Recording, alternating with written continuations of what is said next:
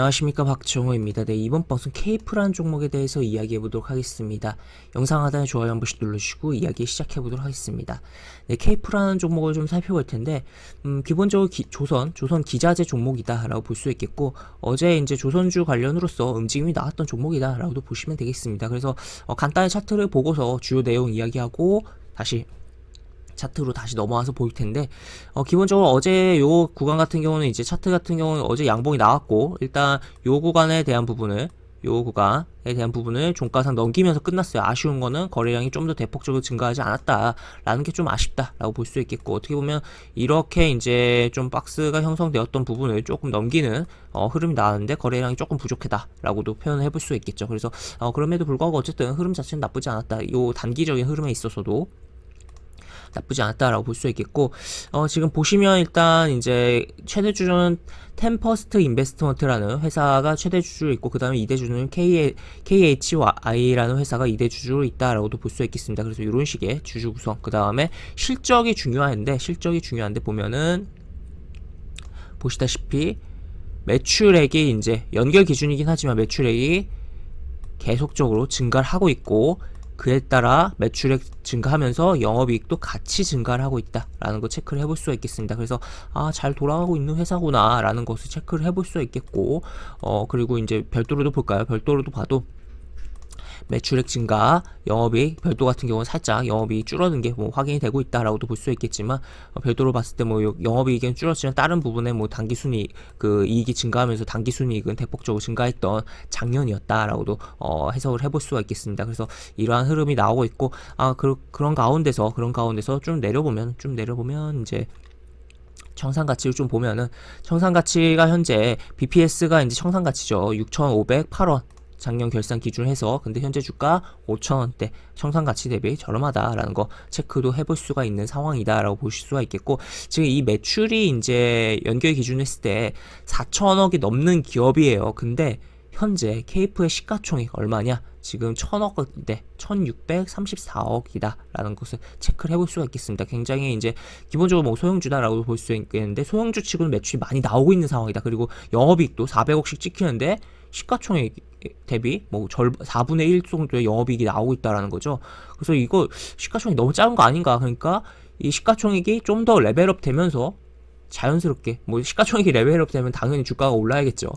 그런 과정이 나오지 않을까를 기대감을 가지면서 기본적으로 이러한 재무적인 부분에 있어서도 체크를 해볼 수가 있는 부분이고, 업황적인 측면에서도 조선 기자재다. 그래서 업황 그런 것을 좀 체크를 해볼 수 있겠는데, 그 조선 기자재 중에서도 이제 좀 중요한 부분인데, 그 부분에 대해서는 조금 이따가 이야기하고, 일단 이제 보시면 이제 수급적인 부분을 체크를 먼저 해볼게요. 수급적인 부분 체크를 해보면, 지금 어제 외국인 대량을 좀 매수를 했어요. 매수를 했고, 지금 꾸준하게 외국인이 툭툭툭 매수가 들어오고 있던 상황이다라고도 볼 수 있겠습니다. 그리고 뭐 기관이 살짝 달라붙었는데 사모펀드가 달라붙은 거다라는 거 체크를 해볼 수가 있겠습니다. 그래서 이 시가총액이 너무 작은 종목에 있어서는 외국인도 그렇고 기관도 그렇고 들어오지를 못해요. 아무래도 뭐 국내 기관 같은 경우는 이제 어쨌든 이제 사서 이제 팔고 나가야 되는 입장인데, 어쨌든 결국에 모든 투자자가 이제 정말 배당을 노리는 투자자 아닌 이상은 다 매매에 대한 차익을 노리는 거잖아요, 주식 거래에 있어서. 근데 시가총액이 너무 작으면은 이제 사는 거 자체도 원활하지 못하고, 큰 돈을 한 방에 집어넣으면 이게 가격이 너무 변동이 많이 발생해 버리잖아요, 주가가. 그리고 이제 매도를 받아주는 입장도 나중에 팔고 나갈 때 어려운 부분이 있다 보니까 돈을 많이 넣지를 못하는 측면이 있어요. 기관도 그렇고 외국인도 그렇고. 외국인도 결국에는 이제 외국의 기관 투자자인 거잖아요. 그런 부분이 있는데, 상대적으로 이제 시가총액이 작은데도 불구하고 이게 외국인이 들어오고 있다라는 거, 그래서 좀 의미 있게 볼 수가 있겠으며, 이 시가총액이 정말 너무 작은 종목에 있어서 이제 종목인데, 좀 알짜 종목에 있어서 특징적인 게, 이 시가총액이 작다 보니까 이제 메이저인 외국인 기관의 자금이 원활하게 들어오진 못하는데, 이 레벨업 되는 구간에서 이제 시가총액이 어느 정도 펌프 되면서 주가가 레벨업 되는 구간에서 초반에는 이제 뭐 외국인이 이렇게 뚱뚱 들어오다가 어느 정도 주가를 올려놓은 상태에서 기관이 달라붙습니다. 기관이 달라붙고 그 다음에 다시 한번 외국인 달라붙고 뭐 왔다 갔다 하면서 이제 레벨업이 되는 부분인데, 거의 이제 시가총액이 너무 작은 종목의 경우 초반에는 외국인이 들어온다라고 이야기를 드릴 수가 있겠고,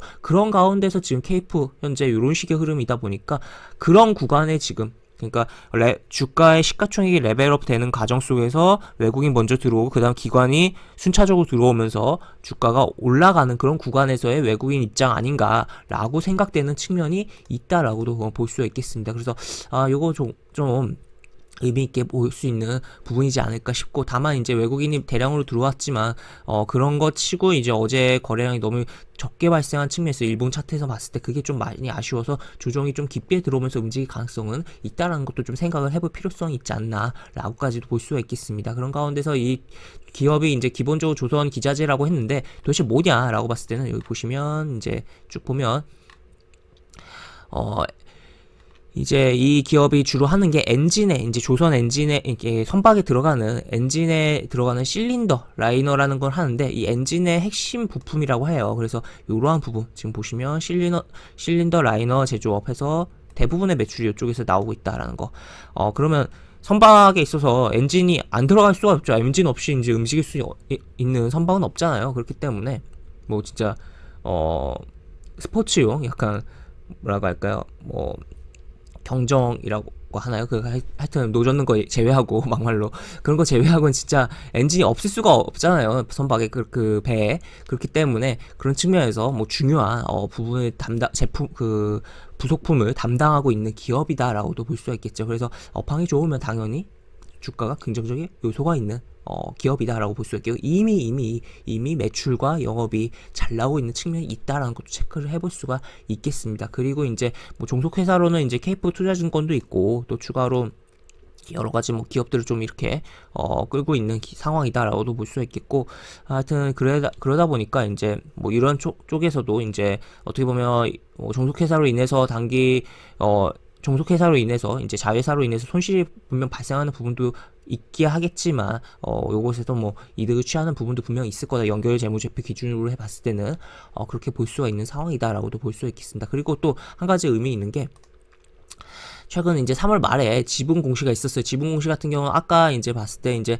템퍼스트 인베스트먼트가 이제 최대 주주로 있었는데 최대 주주의 지분이 증가를 했습니다. 그래서 보시면 이 최대 주주가 이제 요 기업인데, 요 기업의 이제 대표가 이분이에요. 이분이 이제 장내 매수에 따른 뭐 이렇게 내용이 나와 있다라고 볼 수 있겠고, 그래서 지분 증가를 했다. 그런데 이제 과거 기사를 좀 살펴보니까 흥미로운 게 굉장히 발견되었습니다. 보시면 요런 기사가 있어요. 작년에 나온 기사인데 보시면 남의 일 아닌 모회사 경영권 분쟁이라고 해서 이제 케이프, 지금 이야기한 케이프 조선 이제 엔진에 들어간 부품한 케이프 상장사 케이프가 자회사로 이제 케이프 투자증권을 들고 있는데, 이 케이프의 이제 경영권 분쟁에 대한 불씨가 있다라는 거죠. 그래서 보시면 이제 쭉 내려보면 일단 기본적으로 케이프 여기 보시면 쭉 내려보면 어디부터 보는 게 적당할까요? 지금 보시면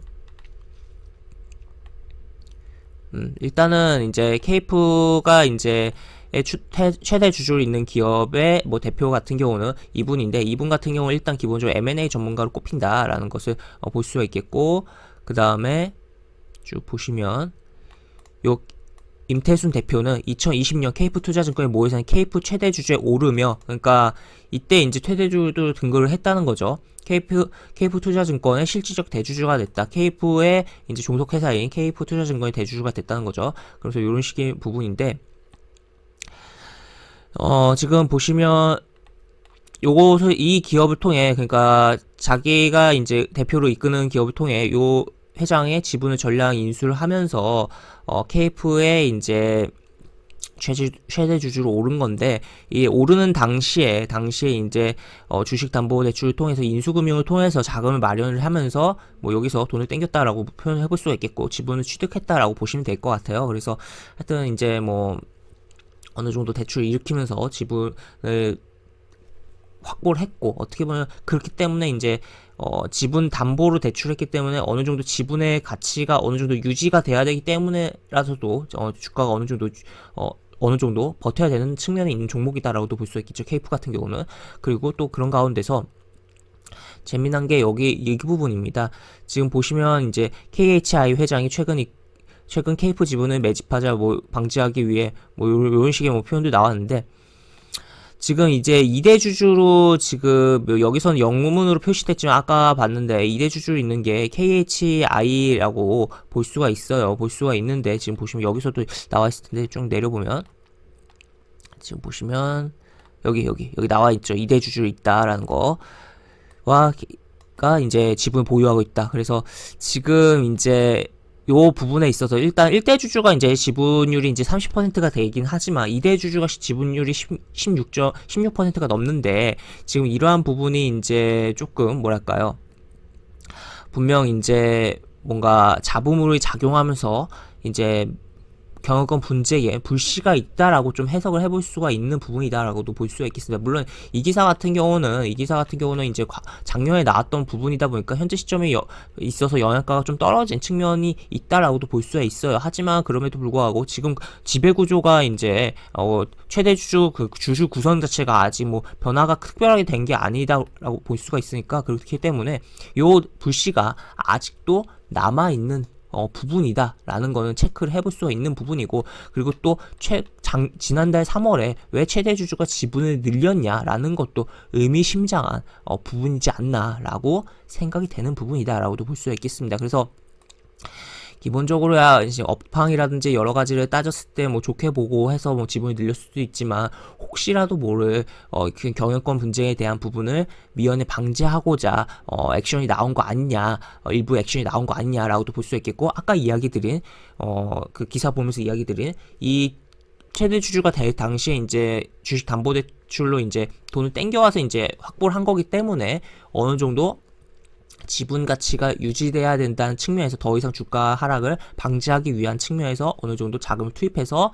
주식을 추가로 매수한 거 아니냐라는 것까지 좀 생각을 해볼 여지가 있다라고도 볼 수가 있는 부분이죠. 그래서 일단 그런 가운데서 이제 뭐 기본적인 분석에 대한 부분들은 이제 요 정도로 좀 마무리를 하고, 이제 차트적인 부분은 뭐 일봉 차트 가볍게 요 정도 봤지만 좀 더 보도록 하겠습니다. 좀 더 보면은 차트를 봤을 때는 지금 보시면 여기서 뭐 대량 거래들이 막 있었고 뭐 정신없고 한데, 어떻게 보면 여기서 이렇게 해서 뭐 약간 모양이 깔끔한 이건 아니지만 뭐 정확히는 뭐 이거죠. 이렇게 이건 아니지만 이거 이제 헤드 앤 숄더까지는 아니지만 그래도 뭐 모양이 이런 식으로 해서 모양이 그렇게 좋아 보이지 아는데 여기 거래량이 그렇게 많지 않았다. 이쪽의 대량 거래량에 비하면 많지 않았다. 만약에 이게 진짜 찐 고점이라면 사실 이 정도 이쪽에서 대량 거래량 대비해서 한 절반 정도 터져야 되지 않았을까라고 저는 생각을 합니다. 근데 많지 않았다. 물론 평소보다야 거래량이 많긴 했지만 그럼에도 불구하고 많지 않았다라고 생각합니다. 그렇다면 이게 찐 고점이 아닐 가능성이 있다라고 생각을 해볼 수가 있겠고, 그런 가운데서 이게 진짜 3산 그리고 헤드 앤 숄더가 맞다면은 쭉 밀렸어야죠. 근데 밀리지 않고 있다라는 거죠. 밀리지 않고 심지어 여기 저쪽 근처에서 잡아주면서 움직임이 나오고 있다. 굉장히 수상하게 의심을 해봐야 되는 상황이지 않나라고 볼 수 있겠고, 그런 가운데서 또 외국인이 입질이 들어오고 있는 것도, 그리고 업황이 좋은 것도, 그리고 최대 주주가 지분을 확보한 것도 의미심장하다라고도 볼 수 있겠으며, 이제 여기서는 이제 보면은 이렇게 가는 과정 속에서 왔다 갔다 하다가 이렇게 가면은 가장 뭐 베스트다라고 볼 수 있겠고, 결국에는 이 최근의 박스는 훼손하지 않고 움직임이 나올 거다라고 볼 수 있겠고, 큰 차트에서 좀 살펴보는 큰 차트 월봉 차트로 보도록 하죠. 월봉 차트에서 요런 흐름 나오고 있고, 주봉 차트에서 지금 요러한 흐름, 주봉에서 보면 어떻게 보면 여기서 이제 저점이 높아지는 가운데서 뭐 이렇게 약간 W자가 좀 나오고 있다라고도 볼 수 있겠고, 여기 살짝 골파하고 이렇게 돌아 나가려고 하는 흐름이지 않나라고도 생각을 해볼 수 있겠고, 이렇게 또 해석도 뭐 차트를 좀 여러 다양한 가능성을 열어놓고서 가능성에 대해서 해석을 해볼 수가 있는 부분이다라고도 볼 수 있겠죠. 그리고 이게 이제 아까 이야기드린 이게 찐 고점이 아니다라고 하면 결국 이렇게 돌려지면서 나갈 거다라고 볼 수가 있는 부분이고, 큰 차트 연봉 차트에서 보면은 보시면 대량 거래량 여기 일으켰고 거래량 발생하고 거래량 줄긴 했는데, 아직 올해 이제 4월 중순이 넘어가는 시점이다. 중순 20일까지니까 라고 볼 수 있겠고, 그런 가운데서 지금 요 기간에서도 굉장히 뭐 어떻게 보면 횡보를 많이 했던 구간이 있다. 그리고 이 횡보 구간을 뚫어놓고 이 윗구간에서 약간의 윗구간에서 움직임 나오고 있다. 그렇다면 좀 더 레벨업 될 가능성 생각을 해볼 수 있겠고, 결국 그런 배경에는 다양한 뭐 약간의 남아있는 불씨가 이제 M&A 남아있는 불씨가 뭐랄까요, 기업에 대한 이제 경영권 분쟁으로 비화되면서 움직일 수도 있는 거고, 아니면 기본적으로 이제 매출 잘 나오고 이제 이런 시가총액 대비해서 실적이 굉장히 괜찮기 때문에 산업에 대한 부분으로서 부각되면서 움직일 수 있는 거고, 여러 가지 측면이 있는 종목이다라고 보시면 되겠습니다. 그래서 이 종목 이렇게까지 제가 좀 강하게 이야기 드리는 적은 없는데, 좀 꼭 이제 관심 종목에 넣어놓고선 좀 면밀히 살펴보면서 타이밍을 기회를 엿보면 좋지 않을까라고 생각이 되는 상황이다라고 보시면 되겠습니다. 그래서 궁극적으로는 뭐 시간이 어느 정도 걸리겠지만 이 고점에 대한 넘기고 뚫고 가는 흐름에 대해서 생각을 해보면서 살펴보자라고 정리를 해볼 수 있겠습니다. 네, 이렇게 볼 수 있겠고, 영상 하단에 보시면 설명과 댓글 부분에 동일한 링크가 들어갑니다. 이 링크 타고 들어오시면 제가 운영하는 무료 카톡방으로 입장하실 수 있고, 입장하시면 여러가지 장중 시황 관련 코멘트, 속보 관련된 부분, 여러가지 부분들 올려드린 부분 있으니까 이 부분 참고해보시면 주식하시는데 많은 도움이 되지 않을까 싶습니다. 이상 박종호였습니다. 네, 감사합니다.